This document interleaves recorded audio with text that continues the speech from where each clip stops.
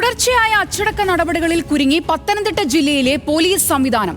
മാസങ്ങളുടെ ഇടവേളകളിൽ 10ഓളം പോലീസ് ഉദ്യോഗസ്ഥരെയാണ് വിവിധ കാരണങ്ങളുടെ പേരിൽ സസ്പെൻഡ് ചെയ്തത്. ജില്ലയിലെ പോലീസ് സംവിധാനം ക്രിമിനലുകളുടെ കയ്യിലെന്നാണ് പ്രതിപക്ഷത്തിന്റെ ആരോപണം.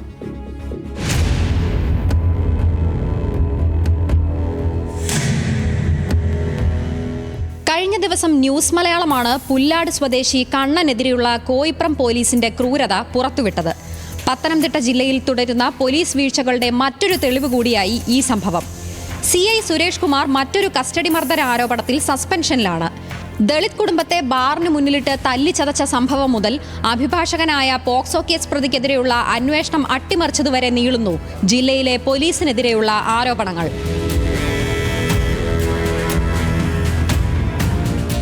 പത്തനംതിട്ട പോലീസ് സ്റ്റേഷനിലെ 3 പോലീസ് ഉദ്യോഗസ്ഥരാണ് ദളിത് കുടുംബത്തിനെതിരായ ആക്രമണത്തിൽ സസ്പെൻഷൻ നേരിട്ടത്.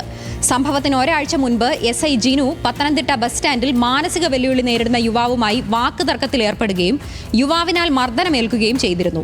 തിരുവല്ലയിൽ പ്രായപൂർത്തിയാകാത്ത പെൺകുട്ടിയുടെ ശരീരത്തിൽ അച്ഛൻ കഞ്ചാവ് ഒളിപ്പിച്ചു കടത്തിയെന്ന പോലീസ് കേസ് മറ്റൊരു വിവാദം.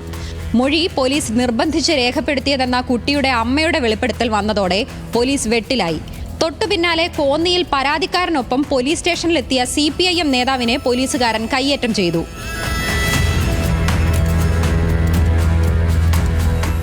കോയിപ്രം പോലീസ് കസ്റ്റഡിയിലെടുത്ത സുരേഷ് ആത്മഹത്യ ചെയ്തതും വലിയ വിവാദമായി.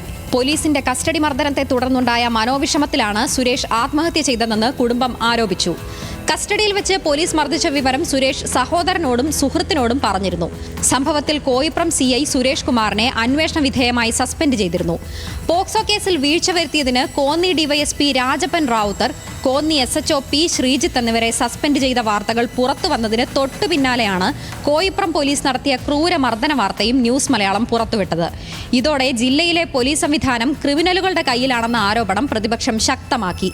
പത്തനംതിട്ട പീഡനക്കേസിൽ ദ്രുതഗതിയിൽ പ്രതികളെ പിടികൂടിയ സംഭവം പോലീസിന്റെ യശസ് ഉയർത്തിയെങ്കിലും തുടർച്ചയായി ഉണ്ടാകുന്ന വീഴ്ചകളും വകുപ്പുതല നടപടികളും ആഭ്യന്തര വകുപ്പിന് തലവേദനയാവുകയാണ്.